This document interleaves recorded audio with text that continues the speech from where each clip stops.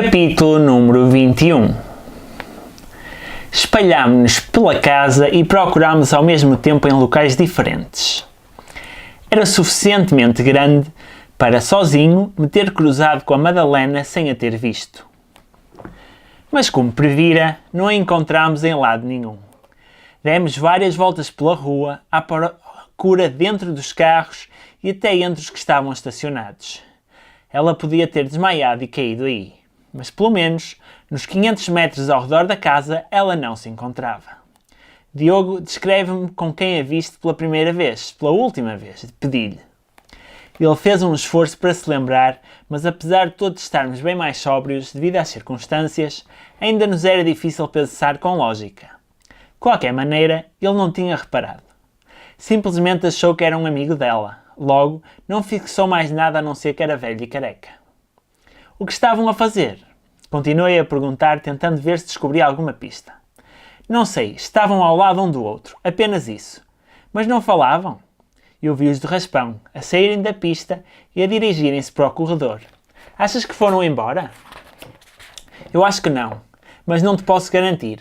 Estou agora a lembrar-me de que ela estava muito pálida e que ele lhe segurava no braço. A segurá-la?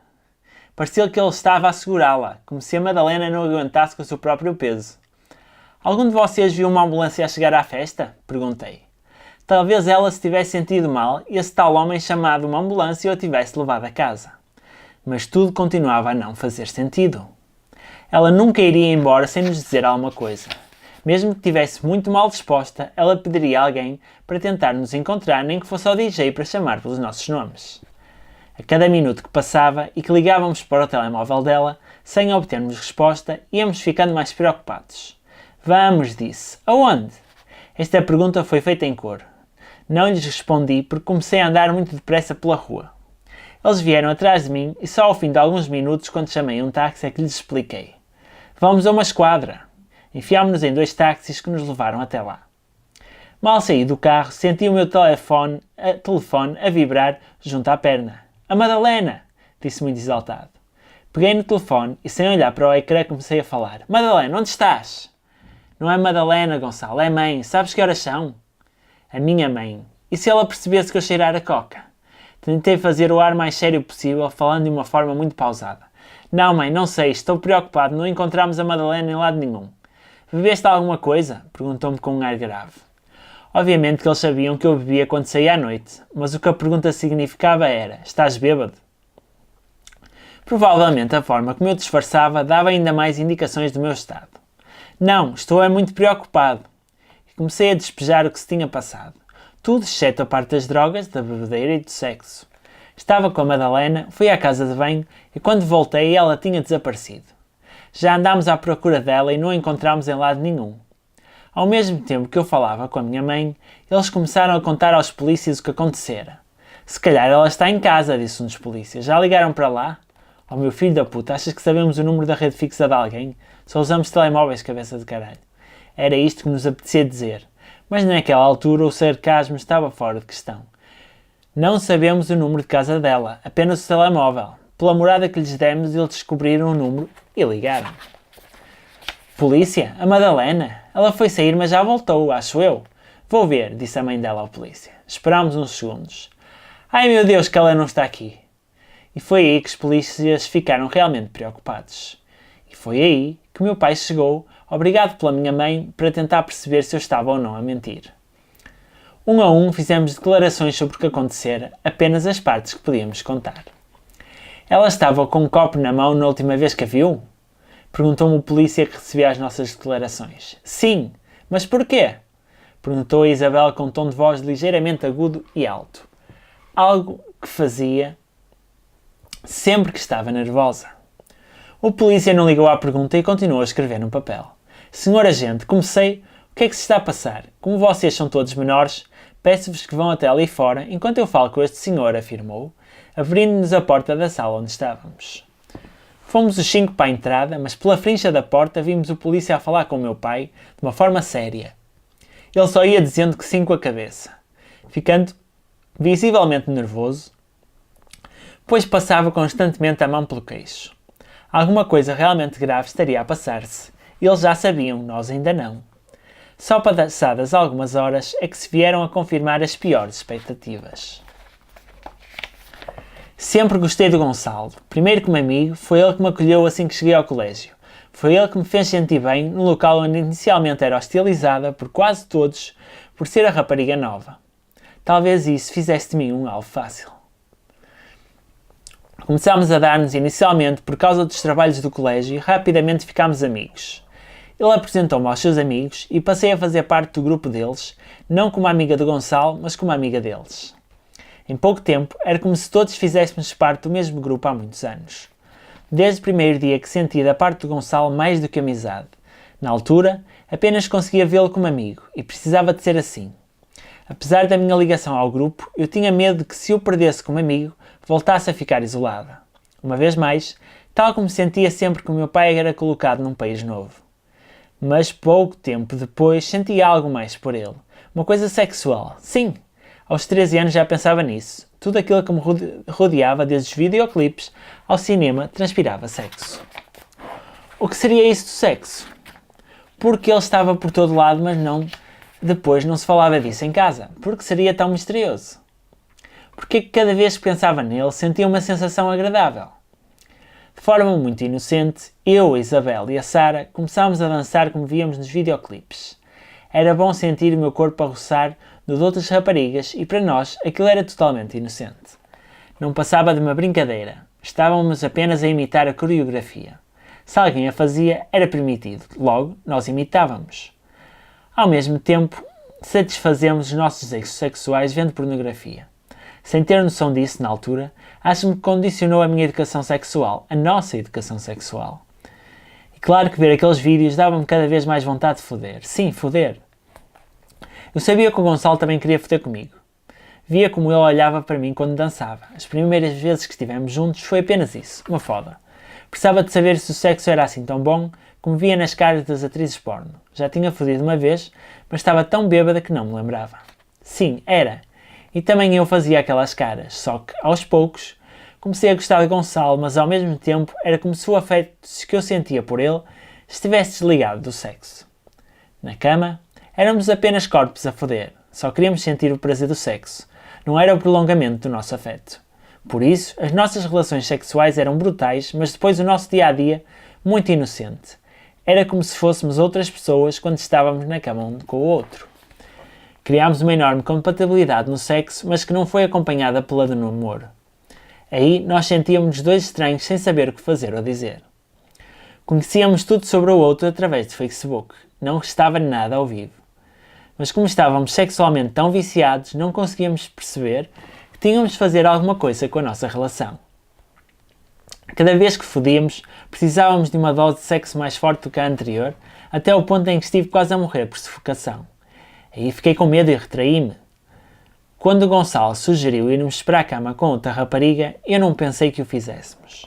De facto, era uma das nossas fantasias em conjunto, mas nunca estivera atraída por nenhuma.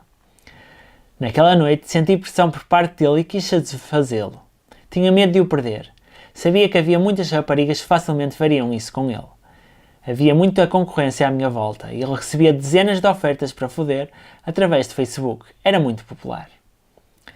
Era também no Facebook que ele via muitas raparigas a postarem que os seus grupos de amigas iam para a cama ao mesmo tempo com o namorado de uma delas. Aparentemente, isso era normal. E também isso me pressionou. Se elas o faziam, por que não eu também?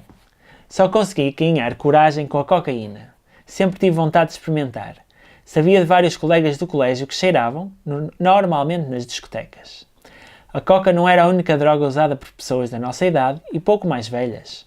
Lembro-me de ter ficado surpreendida quando no colégio apanhei 2 amigos nossos a cheirarem uma t-shirt. Primeiro pensei que estivessem a ver se cheirava mal, mas não. Eles tinham deitado nela spray para as picadas de peixe-aranha e cheiravam aquilo. Diziam que era bom, que dava alucinações. Pelo Facebook percebia-se que o uso de drogas era frequente em pessoas da nossa idade. Logo, se calhar não faria assim tão mal quanto ouvíamos dizer de pessoas mais velhas. A maioria dos pais dos meus amigos sempre passou pouco tempo em casa. Tinham os seus trabalhos, as suas obrigações e os seus amigos. De certa forma, fomos-nos habituando à ideia de não os vermos como referência. Eles não ligavam ao que precisávamos e nós não ligávamos ao que eles nos diziam. Assim, fomos-nos auto-influenciando e auto-educando e ao revelarmos o que fazíamos através do Facebook, estávamos a banalizar comportamentos que nossos pais proibiam. E com isso, íamos-nos pressionando para fazer coisas cada vez mais perigosas. Quem não as fizesse estaria ultrapassado. O culto do narcisismo era dominante. Ainda por cima, a cultura que nós consumíamos glorificava, provocava e banalizava esses comportamentos. A nossa adolescência foi sendo marcada por estas coisas e não pelos nossos pais que ainda continuavam a olhar para nós como se fôssemos crianças. E talvez o fôssemos, mas, ao mesmo tempo, tínhamos expulsões de adulto que, mal orientadas, davam para experimentarmos coisas perigosas como a que eu fiz naquela noite com a cocaína. Sentia-me eufórica. O meu coração batia muito depressa e encontrava-me com uma enorme vontade de foder. Já não me importava se fosse com uma rapariga. Após termos estado com ela, queria mais, mas o Gonçalo ainda estava a recuperar e não conseguia. Os minetes que ele me fez não foram o suficiente. Precisava de sentir um caralho dentro de mim e de outro na minha boca, tudo ao mesmo tempo. O Gonçalo foi à casa de banho e deve ter demorado bastante porque quase que adormeci. Subitamente senti alguém a lamber-me e pouco depois a foder-me. Pensei que era o Gonçalo. Ainda de olhos fechados deixei-o foder-me sem me mexer. Queria sentir que estava a ser violada, tal como vi muitas vezes em filmes pornográficos. Até que abri os olhos e vi que não era o Gonçalo. Já me tinham dito que naquelas festas era normal raparigas a dormirem nos quartos, acordarem enquanto estavam a ser fodidas. E era como estava a acontecer. A minha fantasia da violação estava a concretizar-se. Mas era uma violação consentida. Já não precisaria de ir à procura de um homem para foder comigo e com o Gonçalo. Ele já ali estava. Meti-me de gatas e ordenei para me comer com força. Precisava de ser bem fodida. E foi aí que vi o Gonçalo aparecer. Disse para ele vir ter connosco. Sentia alguma hesitação.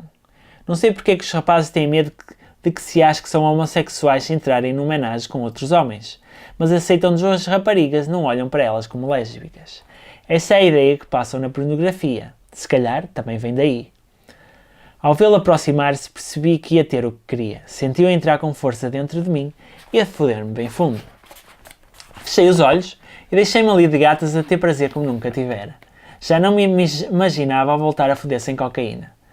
Ao sentir uma coisa a roçar pela minha boca, abri os olhos e vi que era o caralho do outro, envolto num preservativo. Enfiei-o na minha boca e, apesar de sabor a plástico de látex, não consegui parar de o foder. Sentia a macete toda furada. Por trás e pela frente, o meu corpo tremia. Mal me aguentava de gatas. Eles fodiam-me com cada vez mais força, numa competição um com o outro. Eu gostava que eles estivessem a lutar por mim. Até que senti o Gonçalo a sair rapidamente. Imaginei que se tivesse vindo. Era o que fazíamos sempre. Nunca usávamos preservativo. Mas eu continuava a precisar de ser fodida e disse ao estranho para me comer à bruta. Ele fez durante algum tempo. Não se aguentou tanto tempo quanto o Gonçalo, mas mesmo assim tive um orgasmo. A cocaína e o ter sido fodida em simultânea por duas pessoas, uma das quais de quem gostava, foi o maior afrodisíaco de sempre. O estranho foi-se embora e eu aí verifiquei que estava sozinha no quarto. O Gonçalo não se encontrava lá. Continuava a sentir um formigueiro dentro de mim e comecei a masturbar-me. Parecia que a minha vontade em ter orgasmos não acabava. Não demorei muito tempo a vir-me. Quando voltei a ver o Gonçalo, ele estava com um ar estranho, mas não consegui pensar muito nisso. Eu precisava de me mexer, tinha demasiada energia dentro de mim. Queria dançar, queria foder, queria dançar. Sabia que o Gonçalo ainda não podia foder, tinha de esperar mais um pouco. E naquela altura eu queria ser fodida apenas por ele. Levei-o para a pista e começámos a dançar, pelo menos eu. Ele continuava com um ar estranho, disse-lhe por várias vezes que queria fodê-lo. Podia ser que assim eu o animasse, mas ele manteve o ar preocupado. Parecia-me um zombi. Até que desapareceu. Não percebi se ele ia à casa de banho ou se foi buscar uma bebida. Percebi apenas que me tinha dito para ficar aqui naquele sítio e fiquei. Não sei durante quanto tempo. Até que apareceu um rapaz. Um homem que começou a falar comigo. Era alto e careca, tinha o corpo musculado, daqueles que envolvem esteroides e tatuagens abundantes. Com uma t-shirt branca muito justa e com os músculos bem salientes, vi uma rapariga sozinha e deve ter achado que eu estava ali para ser engatada. Para ser comida, e estava, mas não por ele, apenas pelo Gonçalo. Começou a dizer qualquer coisa, não percebi. Música alta, não queria saber dele para nada. Deixei-o a falar sozinho. Eu ia dançando e ele achava que isso era um convite para dançar comigo, o que foi fazendo. Ignorei o mais que pude, sempre a olhar para todos os lados, à espera de que o Gonçalo aparecesse, o que não acontecia. À medida que os minutos passavam, eu ia ficando com uma sensação cada vez mais estranha. Aos poucos, passei a ouvir a música mais baixo, mas devia ser a única pessoa, porque todas as outras continuavam a dançar da mesma maneira. A sala começou a esvaziar. O nevoeiro branco atingiu a minha visão periférica e eu cada vez vi menos gente. Se calhar era o efeito da coca a passar. Se calhar eu precisava de mais para voltar a sentir o mesmo estímulo. Se calhar estava a adormecer em pé. Bebi mais um pouco. Senti o meu corpo frio e à minha volta via tudo muito lento. As pessoas já não dançavam. Iam-se arrastando. Até que perdi a noção de onde me encontrava, com quem tinha ido e o que fazia naquele local. Entrei em pânico, agarrei no braço do tal homem musculado que estava ao meu lado. Pedi para ele não me deixar, porque alguma coisa de errado estava a passar comigo. Ele foi muito simpático e disse para não me preocupar porque se encontrava ali mesmo para isso, para tomar conta de mim. Achei aquela frase estranha, mas não consegui desenvolver mais. Senti um enorme adormecimento em todo o corpo e comecei a perder as forças. Pedi para ele me ajudar a sentar-me porque estava a ficar muito cansada.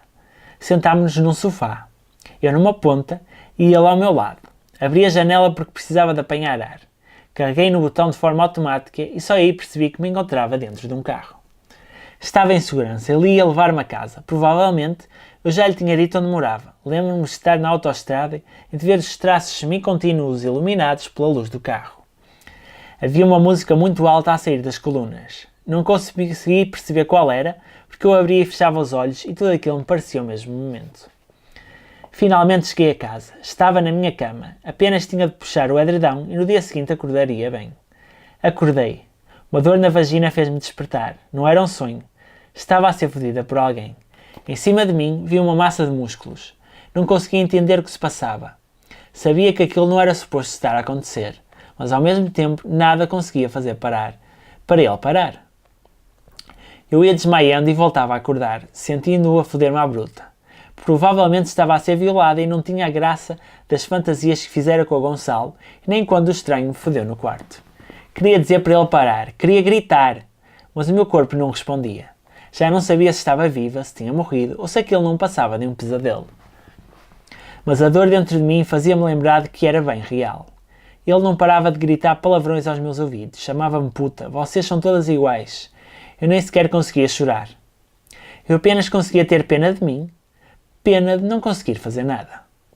Não percebia o que se estava a passar com o meu corpo. Adormecia e acordava com muita frequência. Podes ir embora, puta. Foi a frase que ouvi, enquanto ele atirava com as roupas para cima de mim.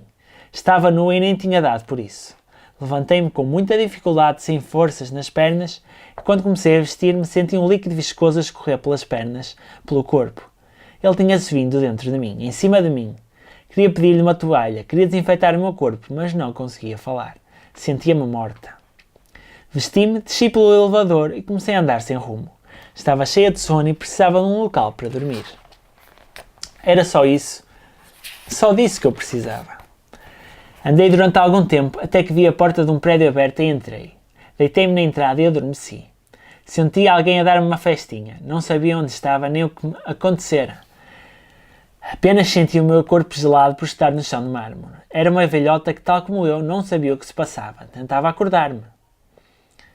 Aos poucos, as festinhas dela começaram a ser mais bruscas. Abri os olhos, ela rejuvenescera e mudara de sexo. Tinha-se clonado múltiplas vezes e estava transformada em 2 homens. 2 enfermeiros ou médicos, não consegui perceber. Quando voltei a acordar, já me encontrava numa cama. Vi os meus pais e um médico. Tentei dizer o nome da minha mãe, mas nem disso eu me conseguia lembrar. Ela estava com lágrimas nos olhos e tentava não o demonstrar. Tudo isso me fazia uma enorme confusão. Lembro-me de voltar a adormecer e de acordar de pernas abertas por alguém a tocar na minha vagina. Tentei berrar.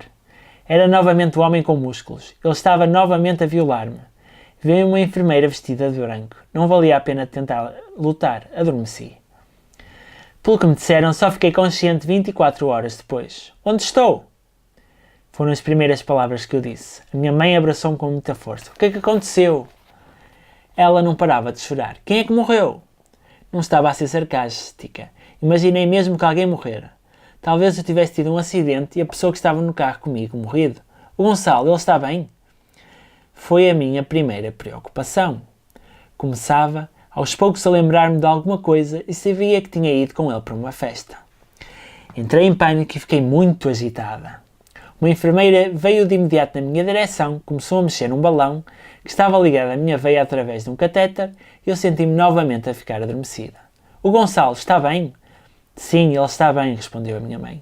Então porquê que está a chorar? Minha mãe abraçou-me com força a dizer que gostava muito de mim, tinha pena de não estar mais tempo comigo, de que trabalhar numa ONG tirava todo o tempo disponível.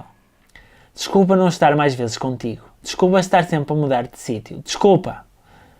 Voltei a adormecer ainda mais confusa do que quando tinha acordado.